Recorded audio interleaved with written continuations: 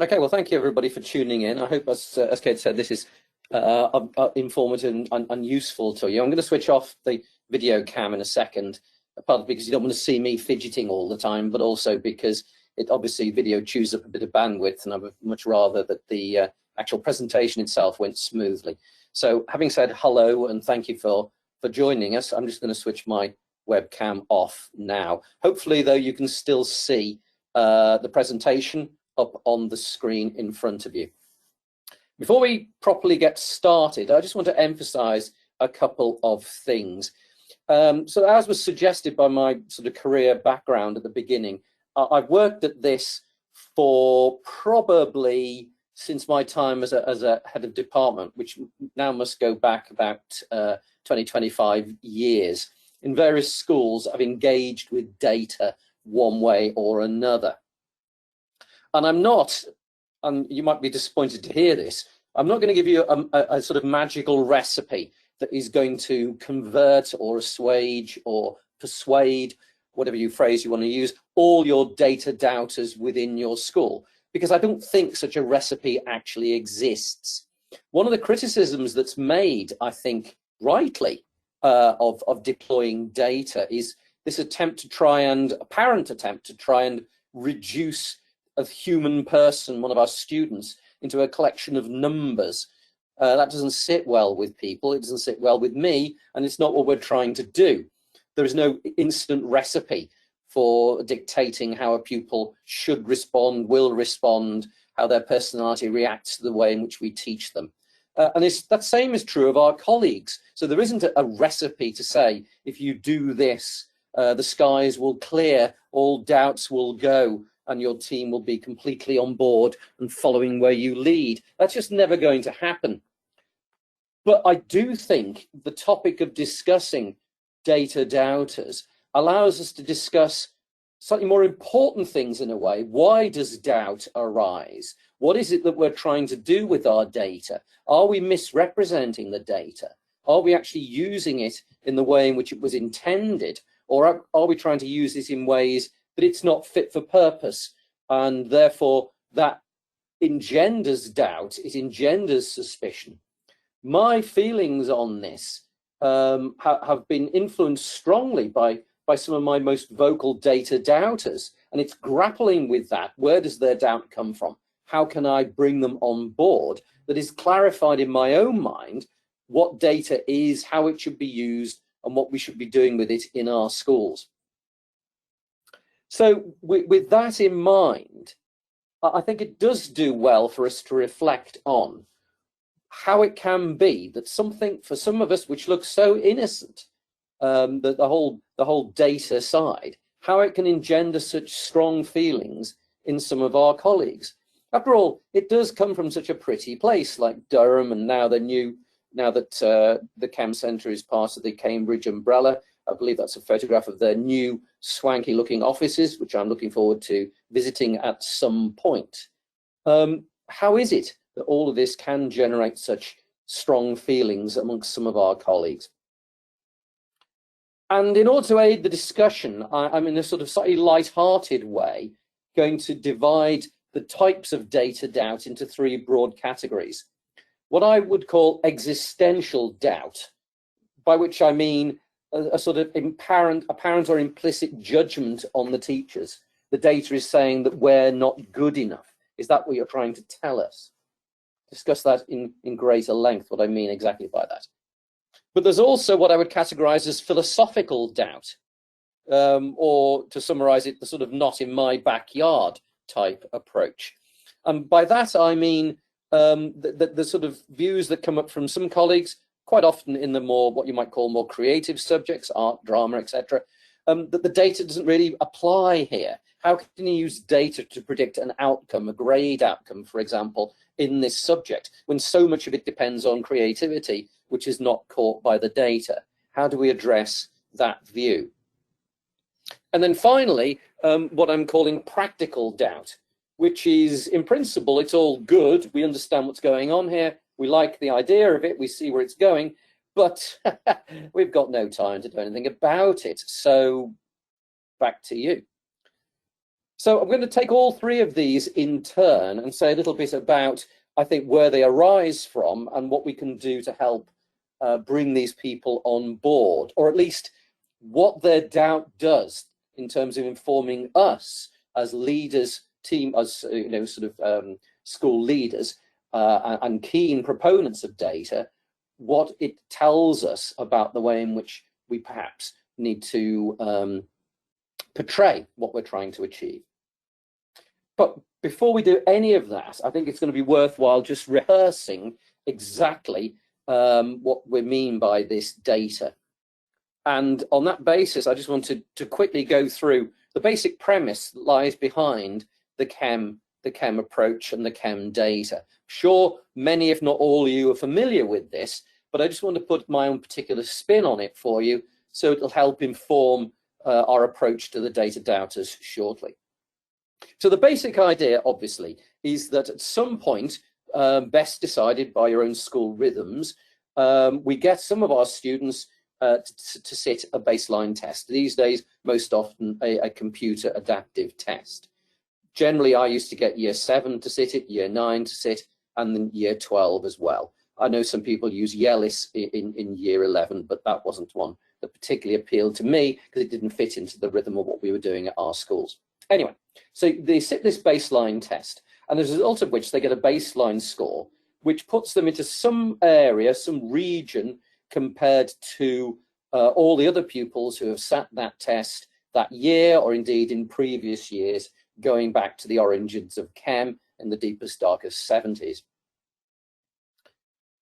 Having got that score then, in principle, the idea is you sit there and you wait for those pupils to then go on and sit some public examination, which gives them a grade outcome, say for sake of argument, GCSE. And once those grades are all in, effectively what chem does is it plots a chart of where the student, each individual student is in terms of their baseline score and what grade they ultimately achieved. And this gives this curious sort of stripy effect, because evidently the baseline score itself can be any numerical value between 0 and generally say 140, although clearly nobody gets 0, but somewhere in that bracket. Whereas the actual outcome grade can only be a 4, a 5, or a 6.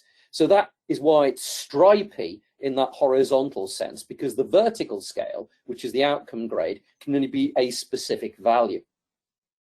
Now on this chart, each of these stars is supposed to represent an individual pupil that got a particular baseline score and then went on to get a particular outcome grade. But of course, just glancing at that, you can tell there are not nearly enough stars here to represent all the pupils in the country that sat the chem baseline. So I just want to inject an idea now, which we're going to pick up on again later, which is imagine instead that this chart actually has a sort of 3D nature to it.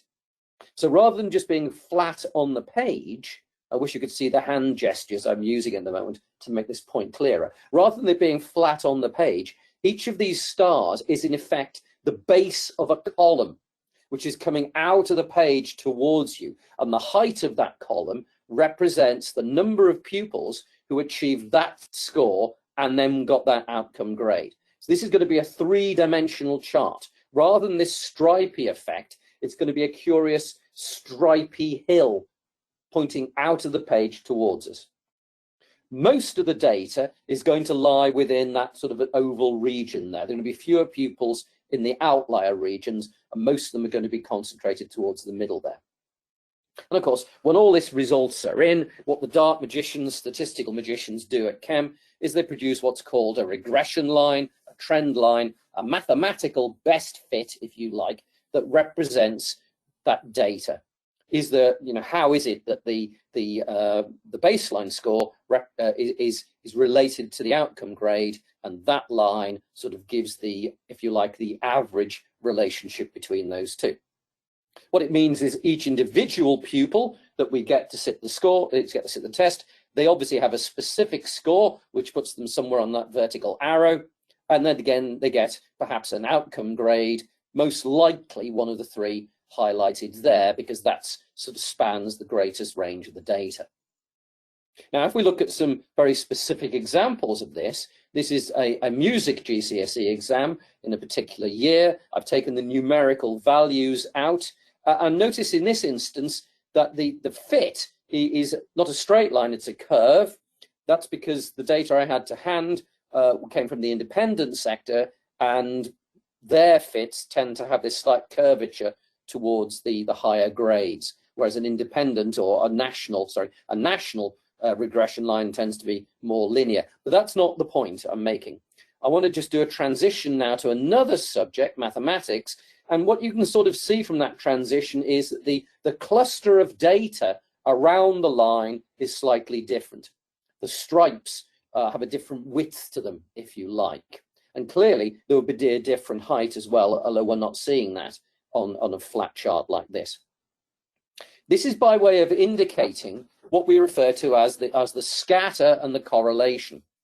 So if you look at the sort of top left chart there, we've got an apparent baseline score on the horizontal axis and an outcome on the vertical axis, but the points are scattered exactly randomly across the chart area. There is no correlation between the horizontal and the vertical there. It has a correlation of 0. If you look at the right-hand one, you can see there is a trend. There is some relationship evident just by glancing at it between the baseline score and the outcome grade on the vertical axis. That one is constructed to have a correlation of around about 0.7. And you can see across the bottom there, if all the data lay on a very precise straight line, we'd call it a correlation of 1. 0.8 would look a little bit like the scatter in the middle. 0.4 would look a little bit like the scatter on the right-hand side. What we're saying here is that the tighter the correlation, the closer it is to 1, the better that regression line represents the data. With a correlation of 0, any line you draw can't really be said to represent the data. A good correlation generally is in the region of about 0.75. We can get better than that, and hopefully, but we're sort of content with 0.75. So there we are. We've got a cluster of data. We've got a baseline score. We've got a cluster of data with a correlation of about 0.75. Most of the data sits in the shaded region, and we've got a red regression line running across there. Now, of course, given the fact that this has been done for many, many years, we don't necessarily just have to wait for a particular pupil to sit their GCSE. We can use previous regression lines, which don't change that much year on year. So what we can say then is, given our particular pupil who scored a particular value on the baseline test, using that regression line, we can project forwards and say, what sort of grade do we think this sort of pupil might get? According to that regression line, this projection then we're seeing here, the pupil is probably going to get a grade something like 6.5. Now, of course, a pupil can't actually get 6.5 on a GCSE, but the projection can call it a prediction, but I like to avoid that because it has too much of a it's in the hands of the fates type connotations to it. The projection here is that if things go to plan, a student with that score, we might be expecting to come back with a grade between 6 and 7. Now, if they actually get a 7, the residual, as it's called, the difference between the projection and the actual is plus 0.5. If they got a 6, then the residual will be minus 0.5. And it is that essential comparison, that comparison between what the projection suggests that this sort of pupil most likely would come out with and the actual, that is what is referred to as the value added. And it is the value added was the basic instrument, the research instrument that was Chem's teams was set up to explore what it told them about teaching and learning within schools. Now, I want to suggest that one of the reasons that doubts arise in our schools is because we perhaps at times overemphasize this value added, and we overemphasize it to the important people working at the chalk face actually doing the teaching that leads to the learning.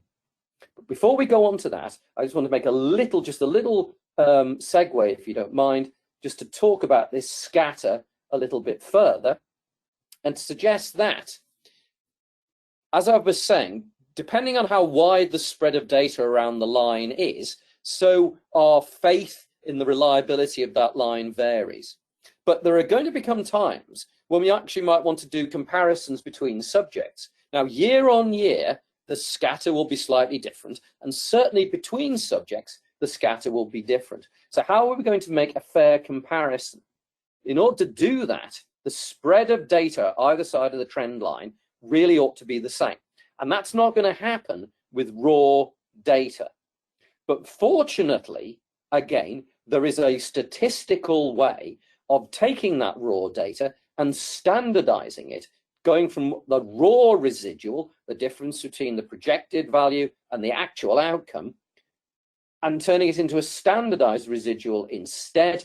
Not going to discuss the statistics of how you do that, but the important point is, if you work with standardized residuals, that means that all subjects have the same span of data either side of the trend line, which allows fair comparisons to be made. What that does mean, however, is it causes a break between the value of the residual, the standardized residual, and the actual grade. If the raw residual is 0.5, that means the student achieved half a grade better than the projection suggested. If they have raw residual was 1, that would mean they'd had a whole grade better. A standardized residual of 1 actually is more like 0.8 or 1.2 grades, varying depending on the subject and on the year. So that's what standardized residuals are. Okay, so we do this, we get our pupils to sit their baseline tests, we get some baseline data back, more about that in a second, we wait for GCSE outcomes, and then we download our value added, and we get a table that looks a little bit like this maybe, and we pick out a particular pupil, and we see in art here, that projection, I don't like predicted, that projected GCSE grade was 5.1, the actual grade was 7, so that particular pupil got a raw residual of 1.9 in art and a standardized residual of 1.3. And we can read across that table for all the pupils that we've got and the particular subjects that they sat. We also get back this sort of departmental-based information, which I certainly used to share with my heads of department as part of our cycle of annual review as to where their department was. It wasn't the only thing we discussed by any means, nor was it the most important thing that we discussed, but it was something that we discussed alongside the results in that department to see whether or not the department was ticking over well, or indeed we needed to work together with some interventions, maybe to help the students involved or further develop the teachers' skills. We also get a year-on-year comparison of how our departments are doing, and here we see what are known as the confidence limits with these grey, darker grey and lighter grey boundaries, the 95 and 98% confidence limits, and we get some sort of, and clearly in this particular instance, the department's pretty much within statistics performing the same year on year. We then also get these charts of raw residuals, and you can see with the blue blocks here, I refer to this as a Lego plot, the blue blocks here, what we're seeing is in those subjects like French, geography, German and history in these fictitious school here, we're seeing that at some level of confidence, either 95 or 98%, the average residual of all the students who took that subject, let's say French, what we're seeing here is on average across all the students that took French in that year, they achieved 0.8 of a grade better than their projections. And the fact that it's in blue is indicative, it's sticking above the statistical confidence limit, so we know this isn't just a statistical fluke, something good was happening with the students and department there, that means that that was actually a real outcome. The yellow block with the classical civilization, not trying to single out my good colleagues in that department, but nevertheless, this is just a randomized sample here. That's suggesting that in that year, something didn't go quite so well. So we get departmental comparisons, and we get whole school comparisons like this, Well, we can average the standardized residuals for all the pupils across all the subjects in the school, and that shows us where we are compared to other schools in the sample. So that is a rehearsal then of where value added comes from, what the basic premise of the sort of CHEM approach was, although I think we get a lot more than that, which I'll emphasize in a minute, which brings me then on to what I've referred to as this existential doubt. And I think that arises, and often it's a historical thing within schools, because at some point there has been an overemphasis on value added at the expense of the baseline information. I'm not for 1 minute suggesting that value added isn't a useful and indeed an important tool for senior management. It is. It gives us one measure of where our school is with regard to its aspirations. It's also useful for the same reason for heads of department who may wish to know how their department is comparing with other departments within the school. But my suggestion is that by and large, we need to keep discussion, reference to value added away from the individual teachers working at the chalk face. Because I think my view based on experience and talking to people in my schools is that this battleground, in inverted commas, arises because we need to separate value added as a potential judgment on performance of both the teacher and the pupil, separate that out from the use of baseline data, which helps pupils improve. Now, with the best will in the world and with good motives, a lot of us have at times talked a lot about value added measures within our schools. And I think that generates an subconscious or implicit or whatever phrase you want to use, slight fear in our teachers in terms of here is another instrument that is measuring how good I am as a teacher, and this is going to affect my promotion, it's going to affect all sorts of things to do with my career. That's not a fair thing to be doing. There's a lot more than just value added into what makes a good teacher. And in any case, I've grown to believe over the years that if you sort out within a school, I'm not suggesting for 1 minute that anything I'm about to say here is easy or indeed quick. It's not. It can be the work of a career. But nevertheless, if you sort out the standards of teaching and learning within your school, which we're all trying to do, if we have effective, timely, efficient support and interventions for school pupils who need it, if we have, one of the things that we're doing is the use of this baseline data to help us inform our knowledge about pupils and to get to know them better, their skills and aptitudes. If we have some process by which we set aspirational targets in terms of outcome grades for our pupils, and we then monitor their progress towards that with appropriate support, appropriate interventions, appropriate focusing on how you achieve particular grades, what the grade descriptors are, what skills you need to display in order to make that grade come about. With all that in place, and this target must, in the end, if we use this process, and I believe it's an important part of what we should be doing in schools, but that target needs to be a teacher's best professional judgment. That is the form of words I came up with in our schools. The teacher's best professional judgment based on performance in class, certainly. Performance on tests, homeworks, etc., certainly. Experience of similar students, absolutely. Baseline data in there, yes. Projective data to some measure, yes. Handled carefully. Talk more about that in a minute. If we got our departmental self-review working properly, if we got our school self-review working properly, if all of those things are in place, then the value added takes care of itself.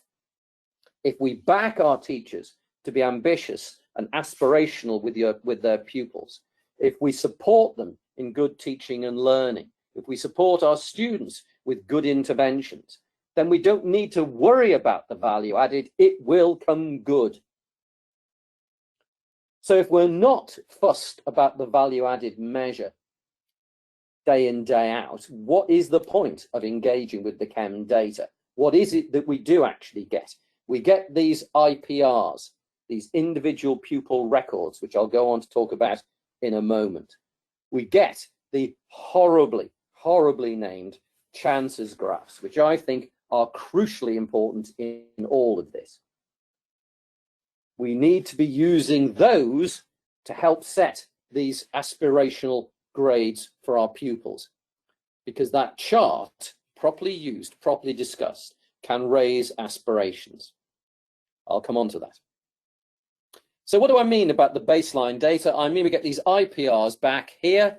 This is for midges, and we're saying this is a year 7 pupil. They get a numerical score based on a standardized across the country of 100, and we get it in maths and vocabulary, non-verbal, and the skills score.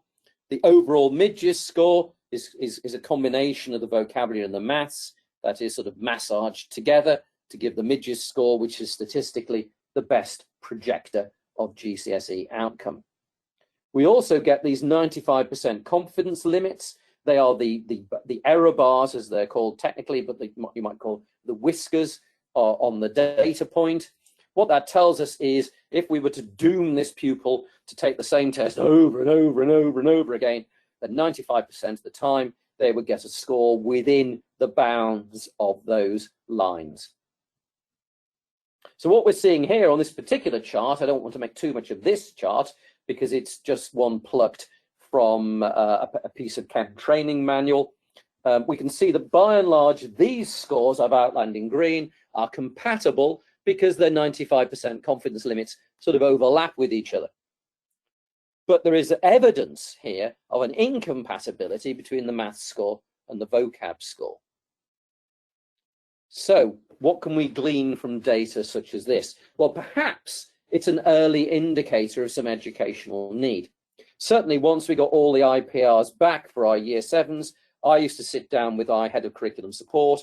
We had them both in a big ring bind and we just flicked through them, looking for ones that looked odd, where there was a big incompatibility between, say, the vocab and the maths score, because that might be an early indicator of some educational need. It's certainly not diagnostic, and it certainly wouldn't imply that it was. But as an early indicator, we flagged some pupils in the year group who we would sort of monitor and keep an eye on, talk to their teachers about, look for other evidence, and in the end, perhaps in some instances, if a lot of evidence from different sources accumulated, suggest it a screening test of some sort. But even if we don't go that far, then what we have here is a relative strengths and weaknesses for our individual pupils. I mean, I sometimes discuss these charts with people in the DT department because an aspect of the non-verbal was 3D visualization. And if we've got a pupil with a score that's modest there compared to those other scores, then we might find that came through in certain ways in the classroom, in DT perhaps. But that's an example of things you can pick up on and project forward and say, what's this pupil's strengths and weaknesses going to be? Where might we expect perhaps a need to help with further support? Where is there evident strength here? And the key thing is this triggers a conversation about the pupil. And that's where I think we need to be working with our staff and working with the data. Not that the data is of itself necessarily ultimately of that value, but it is the value because of the conversations it triggers about the pupil. What do we learn about our pupil? What conversation can we have with our colleagues? Do we get to know this pupil better as a result of discussing them within this context?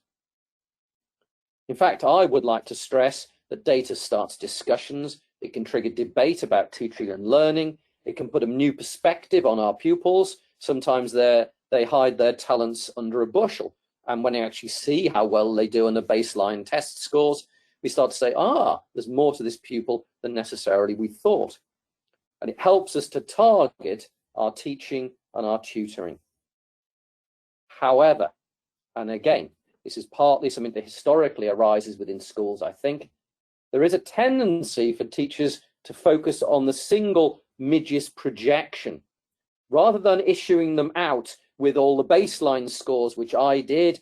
My predecessor tended just to focus on the midges projection, or they call it prediction, so the teachers would get to see what the likely grade outcome was as a single grade, single simple grade that has clarity, that has focus, you could argue. Certainly it's often centrally sourced, so we're tacitly encouraging people to engage with this single grade, because myself as an academic deputy, I generate vast numbers of spreadsheets. I love my spreadsheets. I send them out to my staff, and it's as if we are giving each of our pupils a kite mark. Yes, this pupil is a grade 7 because that's what the data tells us they are. And I think that generates a degree of suspicion amongst some of our colleagues, and it generates a degree of, shall we say, reluctance, or even not wanting to overpress it, but a slight fear that if their kids don't get these grades, that they will be judged. And so therefore they're not necessarily as ambitious and aspiring as much as they need to be, or should be, or perhaps could be for their pupils, because they're implicitly holding back a bit. Because are we judging them if they don't get their grades? This is not necessarily, therefore, the best for the pupil. These single grades, after all, are not a prediction, they are a projection. We need something more nuanced, and breaking this grip of this single grade, I think, helps to diffuse the doubt. Such a thing exists, this more nuanced instrument does exist, and it's what we refer to, and I again say I can't stand this name, and I've talked to various people about chem, about changing it, but I haven't come up with a better one, it has to be said. It's hard to come up with a worse one, called the chances graph. And here they are, a selection of chances graphs, just a random, well, an alphabetical top of the tree selection of chances graphs for a particular pupil. These are much more informative across the different subjects, but they have to be handled carefully. And in particular, we need to break the idea that this is all down to chance, which is implicit in the name. It's not that the student goes into the exam, tosses a figurative coin, and let's see what grade you're going to get out this time. A better name, well, it doesn't trip off the tongue that well, is a potential performance indicator. Now, where is this coming from, and what does it tell us? Well, let's go back to our chart where I've got our trend line, most of the data within that blue oval. We got our projection by going up from the mid-year score across the trend line and reading off about a 6.5. But don't forget what I was saying earlier about these charts having a three-dimensionality to them, that this blue region and the outline is more of a hill, of which we're seeing a contour map of, rather than actually just a flat chart. What that means is that if I draw a line where the baseline score is, what I'm actually doing is I'm taking a vertical slice through a contour, a hill. And if I take that vertical slice and turn it on its side, I might get something that looks a bit like that. Well, all the pupils in that year group who sat that exam with the same baseline score as our individual pupil within the school, that's how they were distributed across the hill, which we can turn into one of our chances graphs, hate the name, which looks like this. And what this is telling us, it's a pretty able student here, because they got 118 on their mid-year score, putting them in band A nationally. What it's telling us is, of all the pupils who sat that exam that year with that baseline score, 26% of them got a 9. But that also means that 74% of them didn't.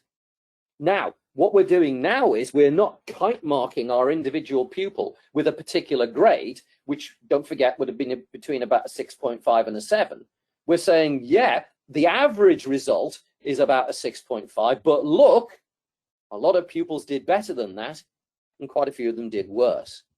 So if we can free up the time to have these conversations with the pupils, and we can actually send these charts out to the individual staff members, we're showing them nuanced information about their pupils. And we're saying that in conversation with the pupil, look, all grades are possible, which is a positive, affirmatory, aspirational thing for the pupils that need to sort of realize their potential a bit more. But possibly also for those pupils who are coasting, it's a wake-up call to say, yeah, okay, you've got the ability, but everybody in this chart had the same ability as you. And look, 4% of them got a 4, 9% of them got a 5. Are you actually going to get the grade that we think you're capable of? If we look at this in a little bit more detail again, this is now with Alice. Sorry to make the jump, but this is a good example that shows what I'm talking about here. What we've got is the chances graphs, the chances graphs displayed here for art and for design. And if we look at the actual Alice projection, art and design is a B, drama is a C. Now we've got two charts for each subject here. The top row is art and design, the bottom row is drama and theatre. The left-hand chart is based on the GCSE, average GCSE score, which is statistically a very good predictor of A-level outcome.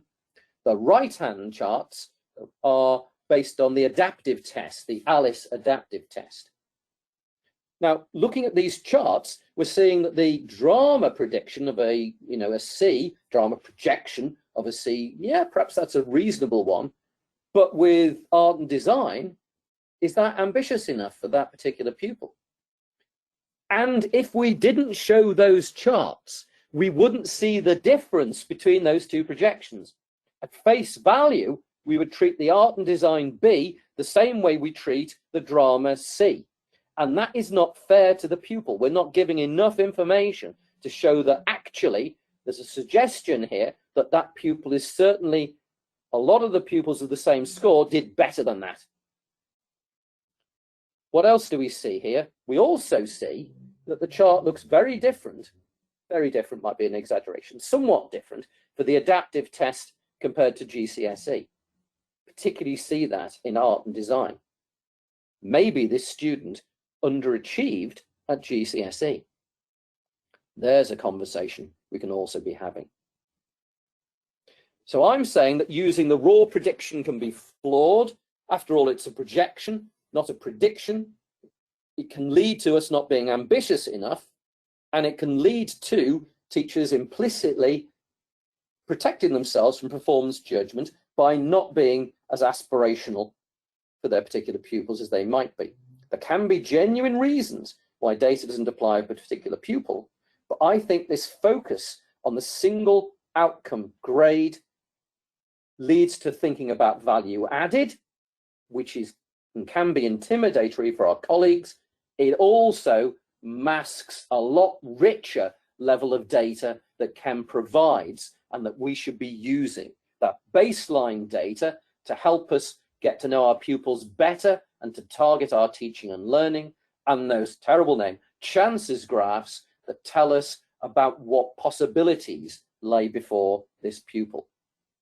I think we can mollify the existential doubt by not emphasizing the value added, by focusing on the baseline feedback for lack in terms of getting our support and our knowledge and our conversations about the pupils.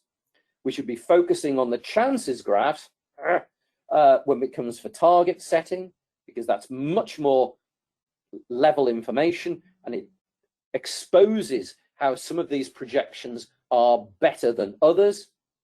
And we need to walk the walk as senior leaders. We need to be saying to our staff, we think this is valuable for your time to be spent. We think it is valuable for these conversations to be having. And we need to back the teachers and their informed judgment. Moving on to the notion of this philosophical doubt, where we're talking about in the creative practical subjects, we can't catch creativity in data, so it doesn't apply to my subject. I think we've got to be straightforward and honest and say, yes, maybe that's true, but there is more to your subject than just the creativity. The IPRs are going to give you useful information about your students' strengths and weaknesses. After all, if their vocabulary score isn't as strong as some of their others, perhaps they might have a little bit of difficulty understanding what the actual question is asking them. Do you need to have interventions in there for that? Yes, creativity is important in your subject, but it's not everything to do with the subject. I'm not suggesting that it isn't important, but the chances graphs give us some perspective. And we need to, again, de-emphasize the single projected grade. We're trying to encourage debate and discussion. And simply the fact of conversing about the relevance of data in that subject, how well can projections go in art, for example, that conversation of itself is useful. It's informative. It relates where you're coming from as an academic deputy wishing to use data. It relates to the perspective of the head of department within that department. It generates discussions. The other aspect of philosophical doubt is a slightly curious argument that I sometimes come across along the lines of, well, this is all based on statistics and averages, isn't it? Well, yes. Well, each student is unique. Well, yes. So if each student is unique, there is no such thing as an average student. So therefore, the data doesn't apply to any student because no student is average.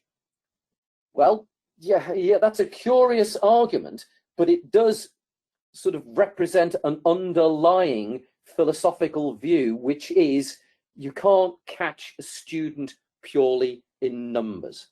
No, you can't. But you can catch some aspects of a student's talents in those numbers. And the IPRs give you useful relative information on their skills and weaknesses.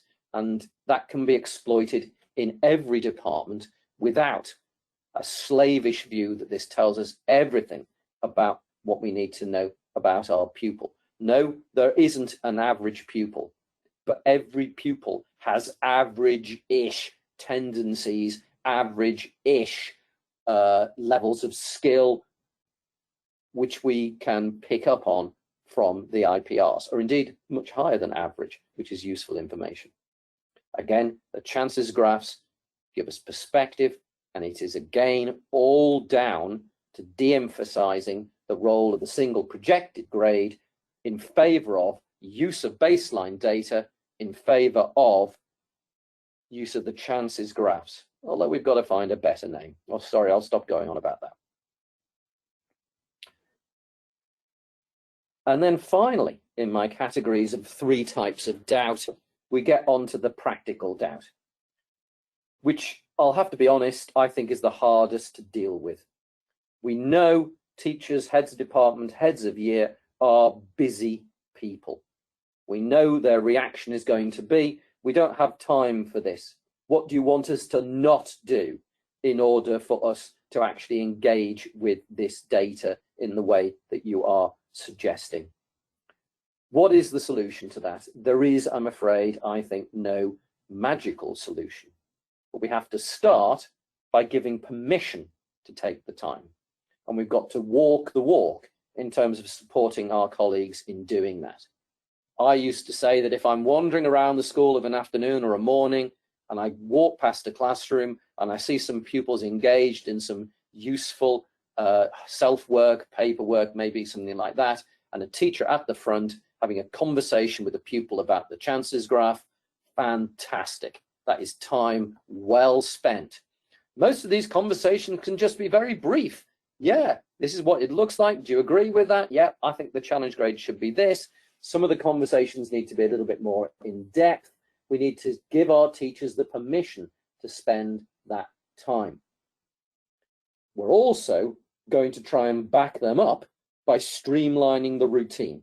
I was constantly looking for ways of saving time when it comes to reporting, saving time when it comes to the bureaucracy of tracking a pupil's progress, which is all a necessary part of this. It's no good just saying you aspire to a grade 7 if we don't actually measure their progress towards that, discuss that with the pupil, point out where they need to improve. All of that sort of thing takes time.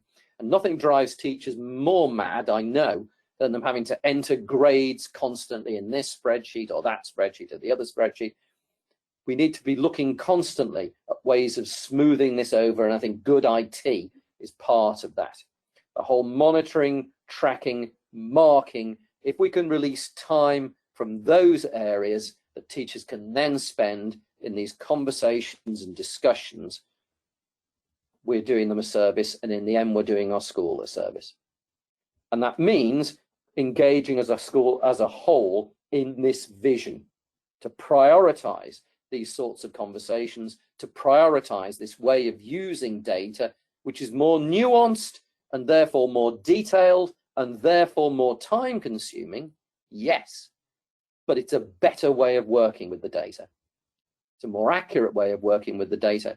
It's a more plausible way. And in the end, I think you've just got to keep plugging away. In my experience, new, younger heads of department during the school, they tended to want the data. They tended to want to see where the department lay. They tended to want to see the skills and aptitudes of their students.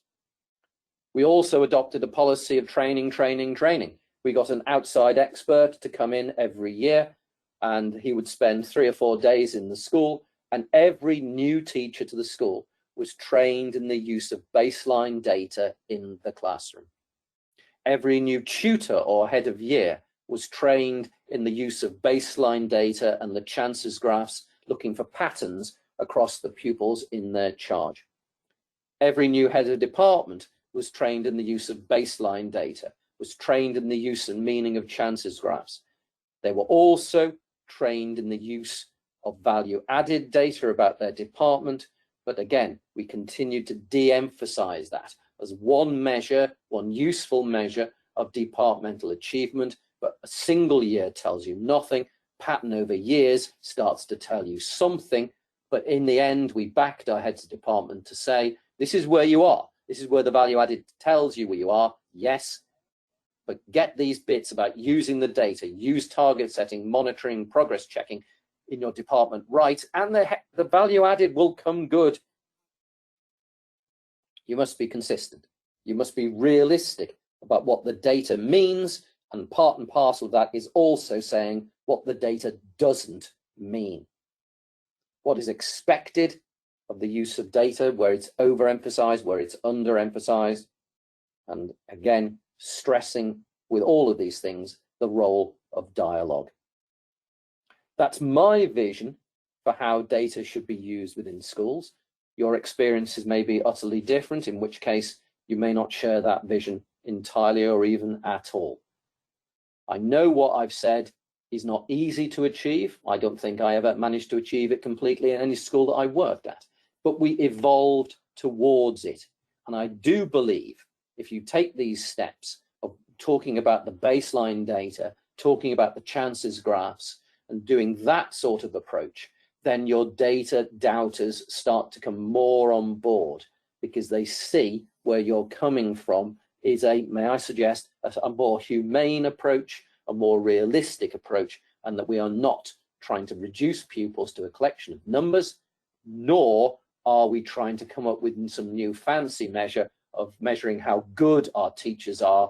In other words, some sort of mathematical stick to beat the teachers with. None of this is what data is really about. It's really about generating those conversations. It's really about raising our aspirations. It's really about helping us to generate improvement across our schools, of which the most important factor still comes down to teaching and learning.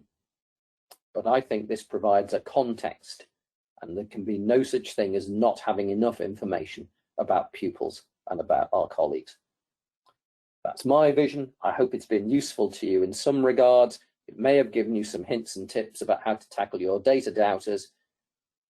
Thank you very much indeed. Thank you so much, Jonathan. We've had some really nice comments come through thanking you for that. Someone said it's really made them understand lots of points about the data doubters in their school. So I think everyone's found it really, really useful. I have a quick housekeeping reminder before we start the questions, which is that Everyone will receive a certificate of attendance via email 1 hour after the webinar finishes. I'll also be sending you an email this week containing a link to watch the video recording. So if you've missed any elements of Jonathan's presentation or you would like to review it again, you will be able to do so. So that's the housekeeping out of the way. And now for questions. We've got a question here. Someone said we're kind of triangulating the chem data with a couple of other different data points, and we're not really sure where to start with data management and having all of the data together in one place. Is there anything you could suggest for that, or any process that worked in your schools, Jonathan, around that? If I understand correctly what it is that the question's about, it's about how do you most effectively make the data accessible for teachers, I think is what it's about, because there's a lot of different spreadsheets often scattered all over the place. Actually, I'm going to switch my webcam off because the sunlight coming through the window, I think, is blurring the image. I think in the end, it hinged on a particular management information system. For me, I'm not going to go advertising one because I'm sure there are lots of good, I know there are lots of good ones, but we work with a particular one, and we managed to put all the IPRs and chances graphs as PDFs up on the management system against each individual pupil. And that involved a bit of work from the technical team to help do that. Obviously, that's not a very quick process, but it was worth it. So we did that sort of thing. I managed to build a tracker within the management system, whereby every member of staff could go onto the management system, select any set that they taught, and download a spreadsheet with the baseline data for all the pupils in that class. So that was a big step forward, that the teacher could just go there. They didn't have to sort of pull it from different sources and collate it together for their individual sets. It was done automatically within the system for them. And I can imagine a spreadsheet way of doing that sort of thing as well. We also developed, again, by writing a little bit of code in-house, we also developed a system whereby at the start of the year, although we only developed this at A level, we didn't, at least before I left and retired, we didn't start exploiting it lower in the school. But for every student, we created a PDF, which was effectively a summary of their academic career. So their GCSE results would be there. If we had entrance exam results, being an independent school, they were there as well. Their mid-year baseline data was there. And their, if they were part of the educational support unit, or they had an educational need, some notes from the Senko were on there. This is one piece of one A4 sized piece of PDF was there, and because it was a PDF, we generated electronically, and we had a whole sequence of folders on our shared area. Sorry, this sounds very complicated. A whole sequence of folders, one for each teacher, and that teacher then went to that folder, and a PDF for every student that they taught was there in that folder. Actually, that didn't turn out to be as difficult a piece of code to write as you might expect. If any school wants to make contact with me about how we did that, I would gladly pass on some information about how we did that. Or indeed, I might even be persuaded to write a version of it for them. Anyway, so it was trying to press every single button, really, just make it as easy for the teacher to access the data as possible, in as many different forms as possible, so that they had no good reasons why they couldn't get to it, I think is the bottom way of phrasing it. So again, it depends partly on how you approach it in individual schools, but I do think the folder, the PDF and folder for each teacher with every student that they teach, a PDF in there, that was a real step change for us. Great, thank you so much, Jonathan. And leading on quite nicely, we've just received a question around, should the data be accessible to all staff? Considering GDPR, should there be different levels of access or different levels of the data for SLT, for faculty heads or subject leads, etc.? We've had the similar questions to this before, haven't we? And again, I emphasize this is my personal opinion. My view is that when it comes to baseline data and chances graphs, all of the data should be accessible to everybody. I think it's valuable for a colleague working in history, for example, looking at the performance of a particular student to see their chances graphs maybe in English, or maybe if we're working in one of the sciences to see the chances graphs in mathematics, or indeed the other sciences as well. So I think you get to know a better perspective on your pupils if you see their chances graphs across all the subjects. I think the baseline data should be shared with everybody because that is fundamental information about the pupils. When it comes to more value-added type information, then, you know, I would tend to restrict it to the senior leadership team when it comes to whole school and governors. When it comes to whole school information about value added, I would certainly share the value added per department out with my department heads, and I would then leave it up to them the extent to which they discussed that with members of their departmental team. Having said that, of course, if any member of staff wanted the information, then we would, of course, provide it for them. And indeed, it's difficult to see how we could deny parents having access to the information, particularly the baseline data information, and particularly the chances graphs, if they requested it. Part of my longer term vision, dream, pipe dream, some might say, would be certainly at key key stages of the school career, maybe in year 10, maybe in year 9, when there was a parents' meeting going on. I would have been delighted to see some of my colleagues with the chances graphs for an individual pupil in front of them, discussing with the parents what that was telling them about their aspirations for GCSE. We didn't get to that point, but that is something that would certainly be on my bucket list of things I would like to have achieved. But as far as that is concerned, basically chances graphs and baseline data, everybody. Value added, I would tend to sort of, it's senior management business, whole school value added, it's department head business, department value added, and then it's up to them and their judgment of the team, how they share it down. Thank you. And just going back to your comment around kind of the sharing the chances graphs, etc., with parents during parents' evening, we've actually had a comment around, so the question is, how/what information would you recommend sharing with parents? And I think that's kind of touched on that point. You could use the chances graphs. Yeah. I think this is, you know, partly an individual school answer and their relationship and their relationship with their parents. But I think, again, in this GDPR type time that we're in, the parents are going to get to know that the students have sat the baseline test, and they're going to want to see what the results are. I think that's almost inevitable. It's going to happen. We had just before our Year 7 parents meeting, we had a presentation from the academic deputy about what the baseline data was and what it meant. And then the next day, we sort of sent an email out to every parent with the results for their child attached to it. But we made sure that there was a presentation explaining what it was all about before the data went out. So that's certainly an approach, and I would certainly recommend the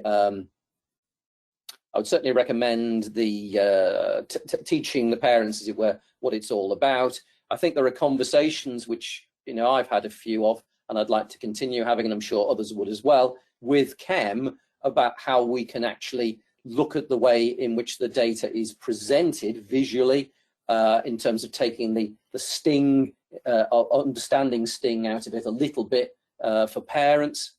And I think also there is a role to be played in talking about the chances graphs to parents, certainly far more than talking about a single projection grade to them. Yes, we may want to set an aspirational grade, which we report on, but I think it would help them to understand where that comes from, and actually to accept it more if they see the background of things like the chances graphs. And I think finally, this leaves me to say thank you so much, Jonathan, for the presentation. I certainly found it really interesting and informative, and we've got a load of questions kind of that we've answered, and we've got loads of comments actually about how useful it's been. So I just want to say thank you. Great. And thank you so much for everyone for tuning in. Obviously, it's different times all around the world for wherever you're based. So we're really pleased and delighted that you joined us for this today.